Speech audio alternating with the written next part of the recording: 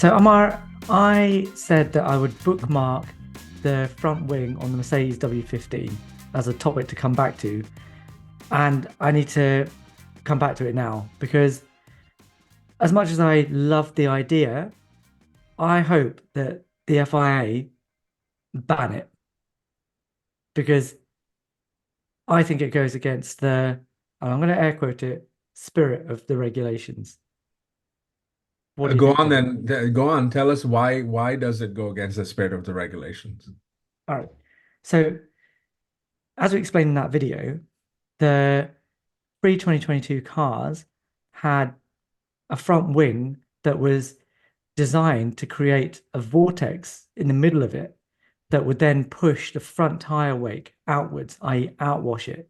And the idea behind that was that it meant that the front tire wake wasn't interfering with the aerodynamic performance of all of the addenda and items further down the car.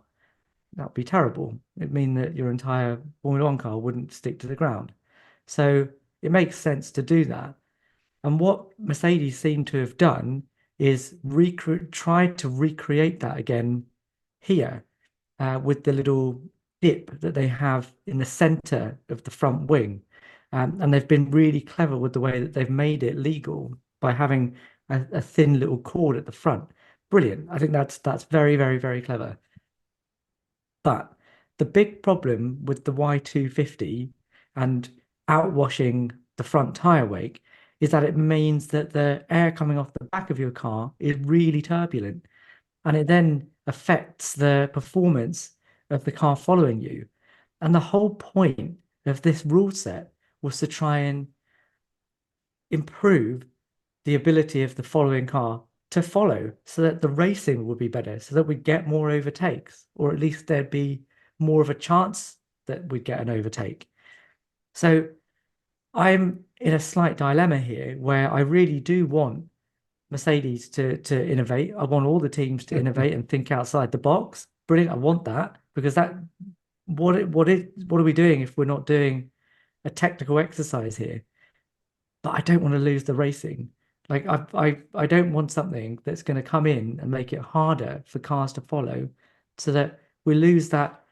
Do you remember Austria 2022 Mhm. when when there was one lap where there were five cars going into turn four and you didn't know who was going to come out in front? That's what I want. And if this works and every other team copies it, it's just going to make it that little bit harder for other cars to follow. So I'm in a bit of a dilemma here. You tell me, what do I Yeah, am I barking up the wrong tree or I don't have I think you got on are. onto I don't something? think you are. And I think so. There's the the perception versus the reality part of this too, right? It is slightly different right now because of where Mercedes are at, right? They're not dominating, right? And they're trying to do everything they can. I was sort of thinking through this from the lens of, well, what if Red Bull had brought this concept, right? Like I could imagine each and every team down up and down the grid be knocking on the FIA's doors and saying, hey, this has got to be resolved. Like this can't be so. So I'm with you there. Just because of where Mercedes is at, I feel like any innovation is good because they're so far behind where Red Bull's at, and this would be true for almost every other team. That we do want to see that, but I think you do have to step back from this and take a look at the larger picture, which is exactly what you talked about. The whole idea behind these regulations and even the new car concepts is the ability for the following car to be able to follow and not be in that dirty air and not have all the issues that come along with that. So I think that this has to be something that has to get outlawed, unfortunately. Even if it does meet the technicality, it does not meet the spirit of the regulations. And as much as I have lamented how the FIA go about their business, they finally kind of put in a rule that says, hey, if it's against the spirit of it, we still might take it out, right? Like that's actually one of those things that they've done that is good, where if you really want to get to the heart of exactly what you talked about, five cars going into one turn, we don't know who's going to come out, then you have to kind 2022, Aston Martin did those funny of armchair that's uh, right. rear wing end plates, and they were banned by the end of the season because they were clearly there to um, improve the rear wing's performance. But by doing that, they create another vortex, which also makes the air coming off the back of the Aston Martin more turbulent. So the FIA have not been scared to get rid of innovations where they go against that spirit of the regulations. Yeah. And I thought the Aston Martin was very clever. Now, I'm not saying that you call it illegal. It's not. It's clearly not illegal. And the car will run it for a period of time, but to keep it on indefinitely and not recognize that what it's doing is damaging Yeah. the racing, I think Mhm. is missing the point. And I do want to be clear here, right? When the FIA banned things like DAS, um, Mhm. I I didn't really agree because that didn't hurt the racing in so much as it was on the most dominant car. So if for example in 2020, I don't know, let's pick a random team. Uh, Renault had come up with the DAS. I don't think that should have been that should have been banned. I think there would have been an argument to say, well, this is just a very clever innovation. But the argument at that point was that if you keep DAS, then the teams are just going to spend millions and millions and millions on trying to perfect this new system. And actually, we want to keep costs down because spiraling costs are what's affecting the racing. So even from that point of view, it kind of made sense to ban it, but we don't have that financial burden right now. You know, if you come up with an innovation that brings you performance, other teams are going to have to copy it, but they're going to have to find the budget to do it because they don't have an unlimited budget to do that anymore. So I don't think Exactly. that if somebody introduced DAS now, I don't think you'd be able to ban it on those grounds particularly. This is more like the double diffuser or the blown diffuser because Mhm. again those concepts did have a cost implication, but they were also increasing the turbulent air coming off the back of the car and making it harder to follow. So those things in this rule set would be banned, and maybe that even goes.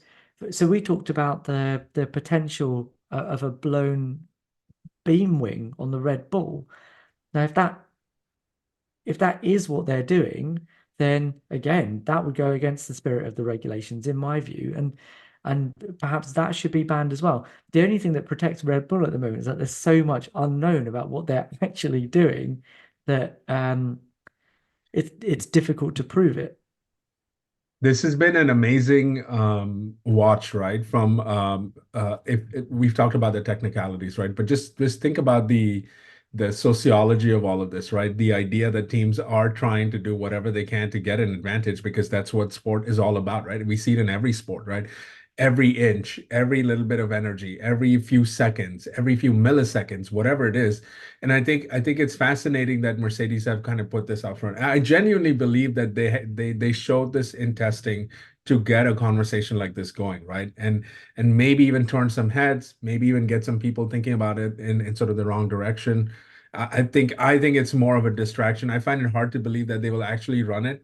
But they might run it for a couple of races and then maybe get slapped on the wrist and then sort of pull back. But the question is, how long will it take for all of this to take place? Because in the Aston Martin example that you gave, it took the whole Yeah. season. So Yeah, but I don't. Okay, so first of all, Mercedes, I don't think would run it if it didn't, in testing at least, if it didn't confer a performance advantage. And we know that actually outwashing, even in this rule set, will improve the flow to the undercut absolutely. of the side pod and improve the floor performance. If you're cleaning up that air, it will improve performance. So Yeah. I think Mercedes are onto a winner in terms of from that point of view. And we also know that they spoke to the FIA throughout the gestation of that wing and made sure that it was going to be legal and that the FIA were happy with it. So from that point of view, I'm fairly But satisfied. What I'm worried about though is that actually Nicholas Tombazis said in the middle of last season that they weren't really bringing in any adjustments to the rules for 25. Now maybe they'll make an exception for something like this, but they said that they weren't planning to tweak the rules because we're going to have a new set of rules in 2026. But to me, one of the, just like you said, Article 3.2 it's a really cool innovation that the FIA have put into their rule set for this set of technical rules, that they're not saying don't innovate. They're not saying don't go and try and find the loopholes, because Yeah. that is what Formula One teams are going to do. They're going to read the rules, then they're going to find what isn't written, and then go after performance in those areas. And they should do that.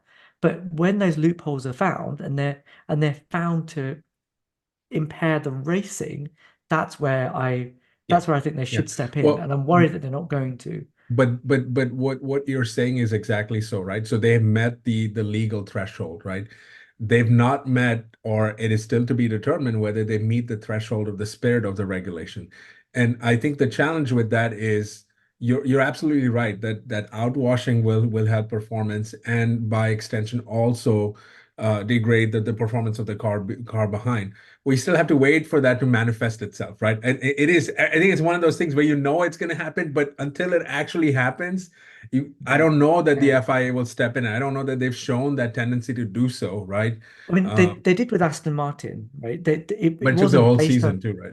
Yeah. Yeah, but that's because, what are you going to do to Aston Martin? Say that, we think that your wing is legal, but based on this thing, all of the cash that you spent on it, Yeah, we're going to say throw it in the bin. I don't think you can do that in season, but I think you can do it. you can do that now. Yeah. Well, and I think also is a question Or, of do or, the other or teams raise some concerns the other about it? teams, well, the other teams will do one of two things, right? They'll look at it and they'll protest it, and they'll protest it not because they may protest it.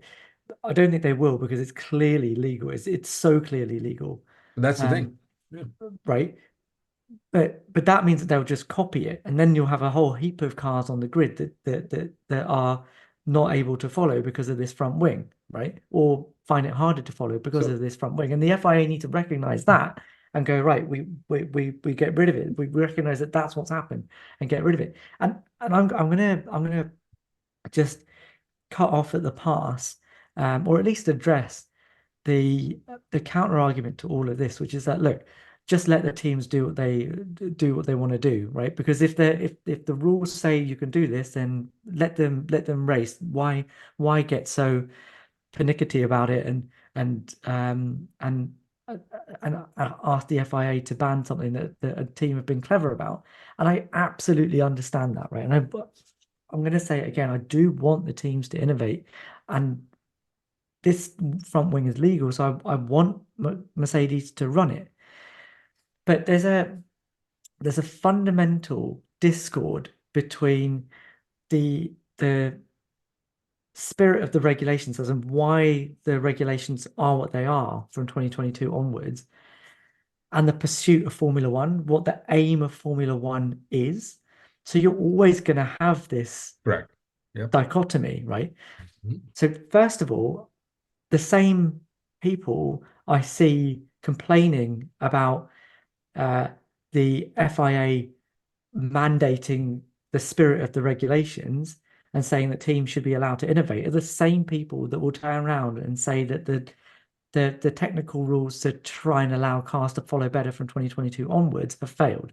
Well, you can't have those two things together. You can't say that the rule set has failed and then deny the FIA the mechanism to try and improve the racing. Okay, what needs to change, and I'm not saying this should happen, but the the only way that you're going to make this, the only way that you're going to square this circle is if you change the pursuit of F1, change the aim of F1. Because the moment the aim of Formula One, no matter what you make your technical rules, whatever the aim of your technical rules are, the sporting aim of Formula One is to build the fastest car you possibly can and build it with disregard to the turbulent air coming off the back of Everything it, else. Yep. and then just run off into the distance Yeah. and, Yeah. and dominate a race so that nobody can follow you, nobody can overtake you, and you're creating the most downforce you possibly can to make your car as fast as it can be. So the only way I think to stop or curb the teams from doing what they're doing in terms of outwash and creating all these vortices and cleaning up the air that goes onto their aerodynamic devices, but then creates turbulent air, is to say that actually the pursuit of Formula One is to follow and overtake.